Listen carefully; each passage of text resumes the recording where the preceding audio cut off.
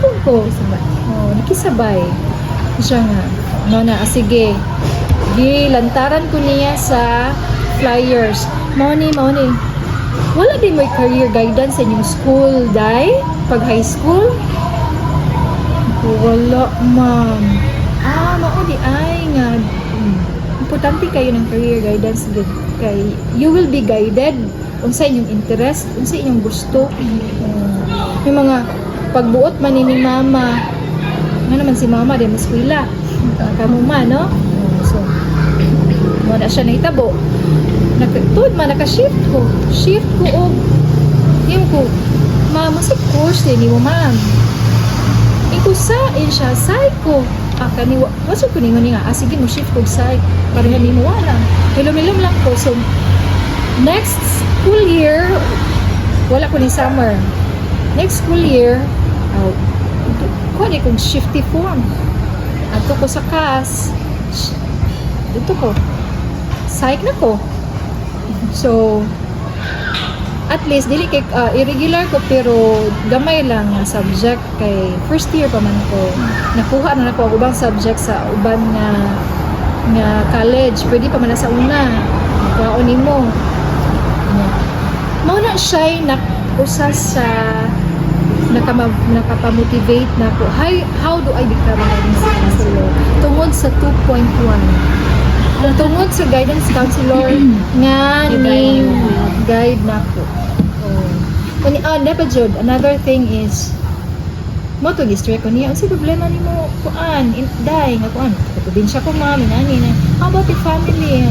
Wala na ko'y papa ma'am. Pero I open up nga until that time I wasn't able to move on sa pagkamatay because sa father in ana murag ang grieving na ko ba murag ang tud ako nga time wala pa gihap dugay ba ang process of grieving. Yes. Unya murag hinahinay na process atong nga guidance counselor murag ano niya unya mo to nga kani jud akong kurso parang mahil sad ko inside. So usa sad to nga motivated. How do I become a guidance counselor? So, thank you, ma'am, for sharing that with us. Our next question is, what are the duties that you perform as a guidance counselor? What are the duties? Yes, ma'am, that you perform as a guidance counselor. Basically, the heart of the sa guidance and counseling office is counseling. Ano siya na pinaka-core na function na service na gi-offer. Either sa BISO, ang gi-offer na mo is either group counseling, individual, either gi-refer ka or walk-in ka naman. Ito, pareha akong gibuhat na walk-in ko sa guidance. Pero, nari ko sa lista nga, dapat kong ipatawag. So, naunahan ako ba? So, usa na siya nga responsibilities as guidance counselor. Another is information service. Mao nang naatay career guidance. Muhatag tag information sa mga bata. Labi nag mga bata nga na libog pa. Asa. Dapat naba moy senior high. Yes, ma'am. Senior high ni ma'am, graduating. So ready mag isa na moy grade 10. Yes, ma'am. Mo na dapat nga tagaan og career guidance is grade 10 and then ani sa senior high kamo sila sa strand course. Sa nga course mana siya dapat naa-adjust mo maka-guide ba. So usa na siya pero ang BISO lang is wala ni high school, wala ni senior high kay liwagtang naman siya, college naman. So moadto mi sa mga nearby school nga naay senior nag-offer og senior high school like Putong. Like, pero ato ni sa mga public school, okay, kanang kasagaran mangong private na sila mga guidance counselor. Like, Holy Spirit, sa guidance counselor. So, ato ni Putong, Manga National High School, mag-career guidance ni sa sila siya. And another is, aside sa information, maghatag sa mga seminars, no, mga growth seminars like personality development, like adjustment to college life, ana. Kung ganamin na talk mo or depende na ninyo or another is magkuha man mi og speaker. Nakakuha siguro man ni Sir lalaki. Ni Sir kalimot ko. Psych po to siya, mga lalaki. Kalimot ko sa inyo. Nice po to siya nga speaker. Nung nakakuha ang huli, naka-invite. Unya, aside sa information survey, counseling, information service, natay, tawag ko, informative or kana bang mga kuan sa mga bata dito mo siya ilahang records kay ini mag counseling mo kaon man ninyo ilahang files individual inventory kaon mo ang ilang folder tanawon mo iyang background so kana and then another is natin gitawag ko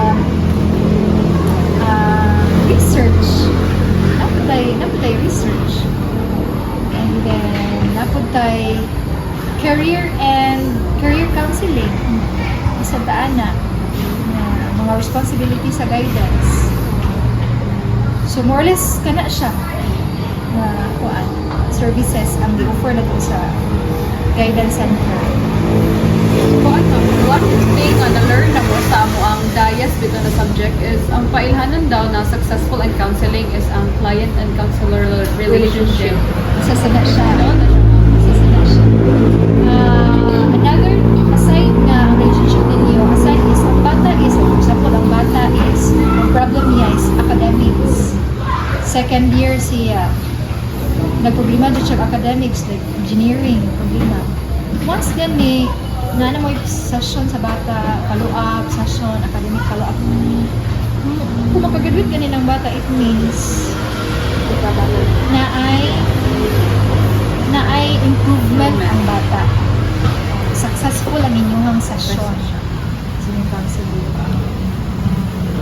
Sa BISO, malipay na ng mga engineering students kung makapress sila. Wala na sila ng minuha, alam mo, cum laude. So, most of it siya.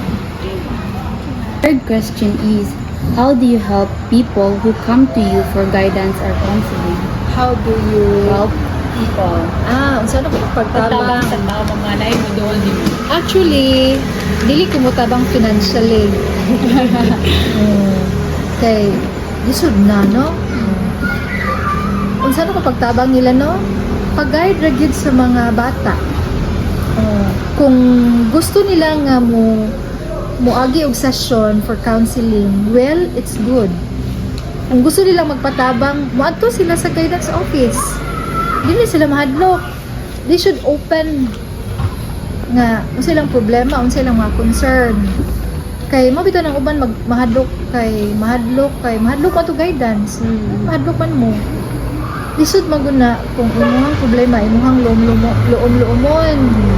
Kay once nga magpuno ka, lisod, mabuto ka. No? Mas maayo nang nabaka classmate nga imong suod nga classmate nga dili po kay marites. No? John. Mo na siya.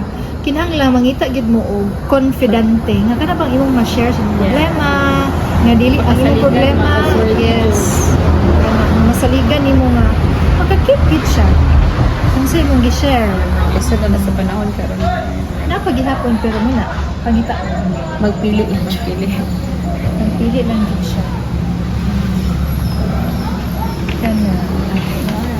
So, being a guidance counselor is definitely not an easy job. With that, our next question is, what are some of the difficulties you encounter in your job?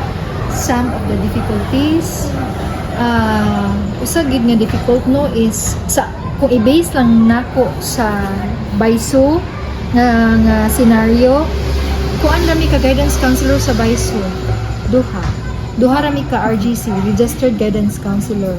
Mo na siya dilemma nga dako kaayo ang population, almost 10,000. Sa CHED, ang ratio gyud dapat is 1 counselor is to 1,000. Unya, kami duha ra mi kabuok. Mo na siya